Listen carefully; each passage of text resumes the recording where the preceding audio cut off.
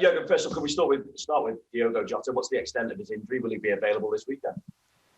No, will not be available, but the extent is still not clear. We need further assessment. It's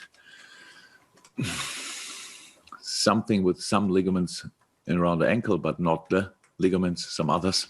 And so, yeah, pretty much everything is possible in the moment, and it will go really quick, and the other way around, unfortunately, as well. So we have to wait that everybody saw the pictures with him in the boot. It's a normal procedure. Even when you just feel something there, they put you in that boot. And but no, for the weekend, for sure not. Despite that news about Diogo, things are going really well at the football club. You're winning games whether you're playing well or needing to dig in. It's 7 on the bounce now. But obviously, in terms of the league, you're reliant on City dropping points. So when you're in that kind of situation, what's the biggest challenge for you as a manager? Because when all's said and done, there's not an awful lot to fix here. It is actually a lot to fix here. We sit together now in the morning. We last night I sat at home.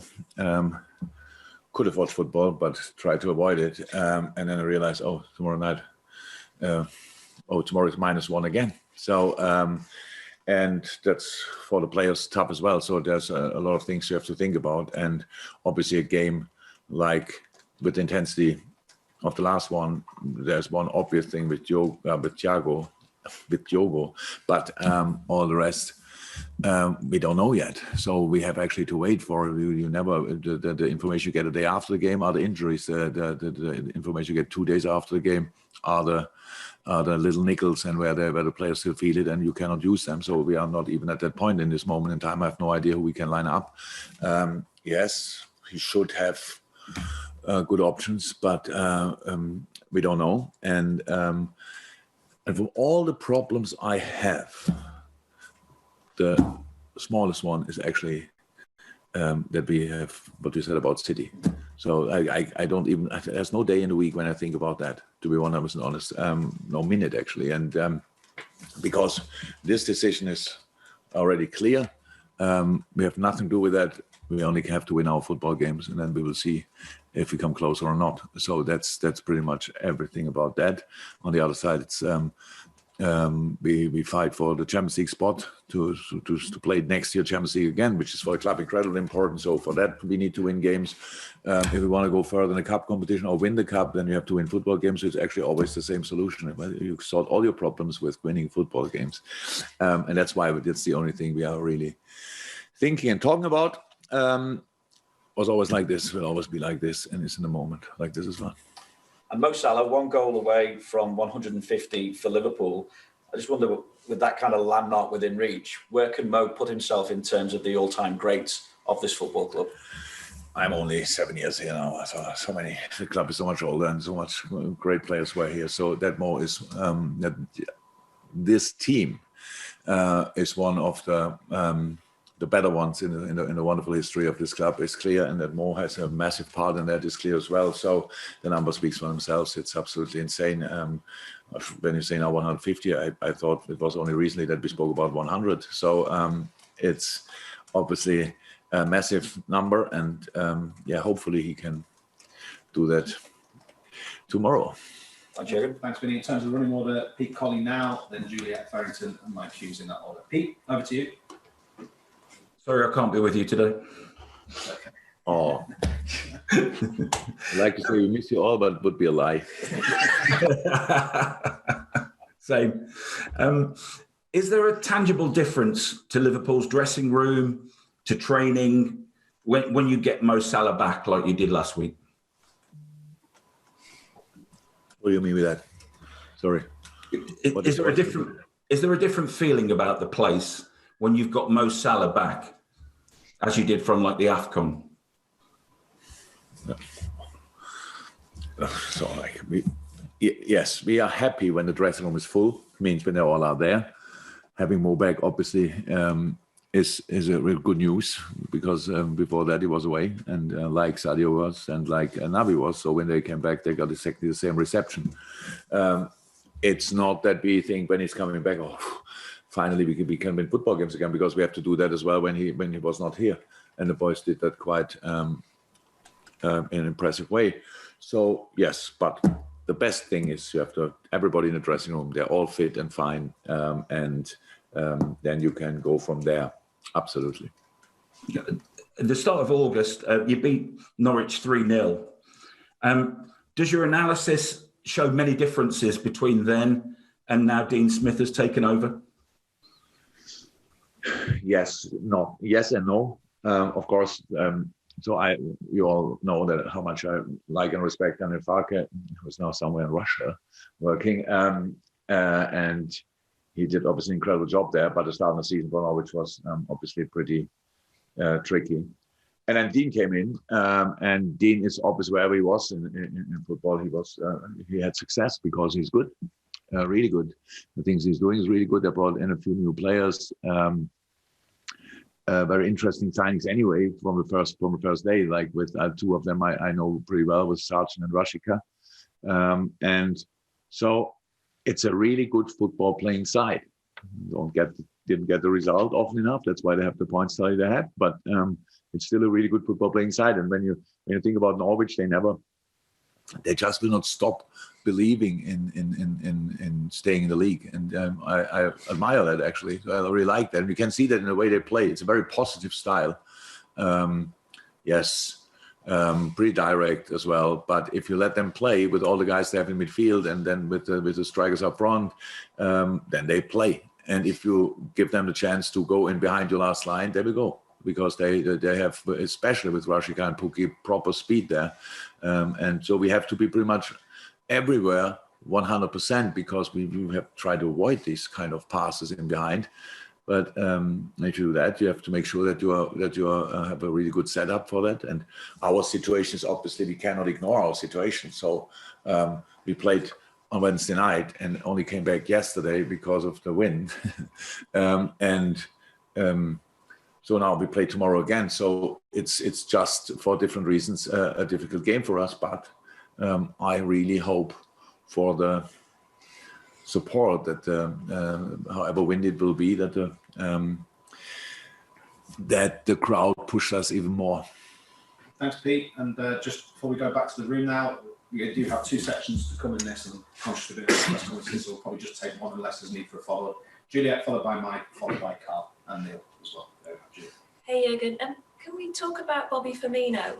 Obviously the goal he scored in midweek at the San Siro, but does that just sum up his worth and professionalism? He's been here a while now. We've seen that, obviously game time can be limited for him, but it's that never say die attitude and that approach and that professionalism that he comes on and just makes things happen.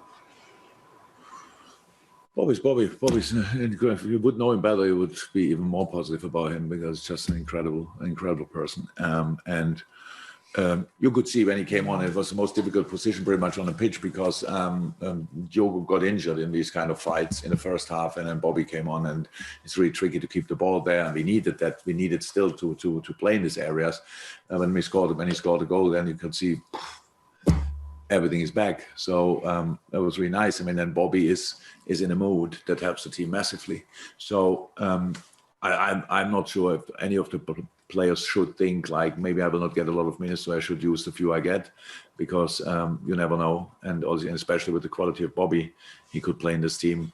He could be in each lineup of this team every day because of his quality.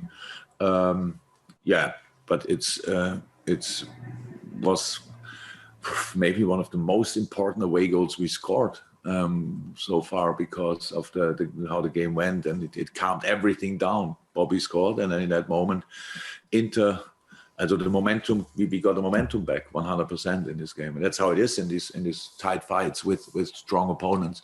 You need an opener, and we're all very happy. How you can imagine that Bobby scored. We could have scored everybody, but with Bobby is always this extra thing because of how unselfish he is. Everybody thinks, come on, Bobby, from time to time, you should make it yourself. And that's exactly what he did there. And really, really good. Thanks, Jules. Mike? Jurgen, when you look at the array of the forward talent that you have at the top end of the pitch now, and I know Diogo Jota's currently injured, but he hasn't stopped scoring since the moment he walked through the door. Mo Salah, Sadio Mane, Roberto Firmino. You've got Luis Diaz now. There's Divock Origi, Takumi Minamino. Harvey Elliott can play there. It's an impressive rank, isn't it? Is it the strongest that you've ever had at the top end of the pitch since you've been the Liverpool manager? Yeah, but I really don't like talking about it because since 2 weeks roundabout, we talk constantly about it. And the first thing what happened was Diogo Jota is out. So we don't know how long. So makes it not the same number. And then we don't know about the next game happen. And then we play midweek, and then we play the weekend, and then we play Champions League again. And all these kind of things happens now like this. And it's just, yes, we know the fact that it's a really good team. Absolutely, a really good squad. But in the end, we have to deliver and we have to fight. And in the quality of the boys, like the potential of the boys was not the key for the win at Milan, at Inter. The key for it was the attitude we showed, the spirit we created on the pitch, the mood we brought ourselves in on the pitch. That made a difference. And not who can play. It's not the past, whatever people call Madrid, the white ballet or something like that, because but we are not that, by the way. So it's all what you make of it. What do you make of the things you have available? And the boys have to, and we all have to. We have just to fight and not to think about how good we could be. We are not the Harlem Globetrotters. We are not, for sure. There, by the way, there are a lot of really good football teams and squads. We have to battle with. But nobody is happy with being second or whatever. Reaching a final is great. If you lose it, everything is, nothing anymore or stuff like this. So we need each and one of them, and not talking about it constantly. I get it, but I answer the question already 5 million times. So why we talk constantly about the squad? It's there, great, really great. Usually we talk about it when we don't have enough players. We think we should sign more players, all these kind of things. That's absolutely great. But we spoke 2 weeks about it, and now Diogo is out. So let's stop asking me about it. Think about it, write about it, do whatever you want. But my opinion is clear. Yes, top squad, best I ever had. But it's so much more important what kind of mood in the team and in the stadium we can create to get results. Because you don't win a Champions League away game at Inter Milan because you are good. You win it because you want it with all you have. And that's what we did. But talking about exactly what you've just mentioned then, Jordan Henderson came off the bench the other night and showed once again what a wonderful influence he is. And what Jordan brings to the team is more than the sum of his talents, isn't it? Because it's the attitude that he has. And you get the feeling that he's a great leader, but I think he inspires other leaders in the team as well.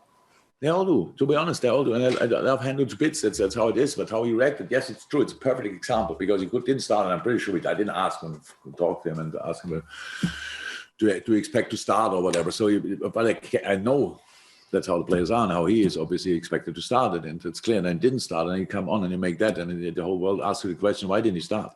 So that's exactly what a player has to do, how you have to react. And that was a perfect example, and absolutely perfect. But not only him, Naby came on and had the same influence, but it was brilliant when he came on. And then on top of that, Luis and Bobby scored the goal and all these kind of things. That's what you need. And that's the moment, because you can have the best squad in the world. I don't know where that is, but you can't have it if the boys are not happy with the situation in the squad that you have all of a sudden so many players available on your position. If the players lose confidence in these moments when they don't start, you have a problem. Because the same 15 play all the time, they're all full of, when you're winning, they're all full of confidence. Yes, they're tired, but they're full of confidence. But now you have to get it from somewhere else. That's as well. And if you are, that's how I understand it. If you come on, you have to do exactly what the 5 boys in the end did when they came on against Inter. Okay. Carl and Neil, then we go to the first breakout section. Just for the people listening on the Zoom, we've got 2 in the room who I presume want to ask a question, so we can probably take 1 more for the dailies, but that would be it. Carl, we're still on the original open presser. Hi, Jurgen. It's a wider looking question, and apologies, because I know you like looking at the immediate thing, but you've already said Kelleher will play in the League Cup final. It'll be 3 weeks since his last game when he plays. So I'm wondering, is there any plans to have him play any competitive or non-competitive stuff for this week? No, he's used to it. He's used to it. He always plays when he's not playing before. He's used to that. No plans. Hopefully we don't have to do it. Not because I don't trust Grief. Or, no. Put me something happens to Ali, and I hope that will not happen. No. Thank you, Carl. Neil, and then this concludes the open section. Neil. Just wondered, as a manager, how hard you find it telling players they're not in the squad, never mind on the bench, because I think at Burnley last week it was Curtis, Joe Gomez, Taki, Divock. Is that maybe one of the hardest parts of when you see them training every day and then you're having to disappoint them of a weekend or a midweek? Not sure if hard is the right description, but it's the part I like the least. Let me say it like this, because it's easy when the boys give you reasons. So like spending 3 nights in a row in a bar or whatever, or pictures in a pub, stuff like this, and you're not here, you don't understand the situation, obviously, whatever, we never had that. So I cannot use that. But none of these players deserved it so far. It's not that you think, that's easy. All the decisions were really difficult, and yes, don't like that, but it's still part of the game, part of the business, and still, how I said, there might be the chance that you start next week. That's how it is, and you better keep yourself in a good place. Be angry with me, no problem. Be disappointed, no problem. But next day, show up latest and be the best version of yourself and go again. And then you make the decisions difficult, because if you drop in training, it's not a good solution, because then it starts going the wrong direction. So, but never happened, to be honest. The response, the group is incredible, absolutely incredible. And yeah, it's like it is. Will happen probably for tomorrow as well. Again, the players want to talk to me. That happens not before the game, so like not after the decision or before the game. Then after the game, we've played the game, then they can come and talk. But the answers are pretty easy. You have to make sure that you are in the squad. I am only the observer. I only watch the things, and the players have to deliver. And the longer you deliver, the more likely or even sure is it that that your situation will change because of the quality they have. Thank you, Neil. Really appreciate it. Those guys have come. So we now go to the break. So please, you who are on the Zoom, we're now under embargo. Ricky at the back. There's no back at base. We're getting the feed. This is the first embargo. This is for 10:30 p.m. this evening, Friday the 18th.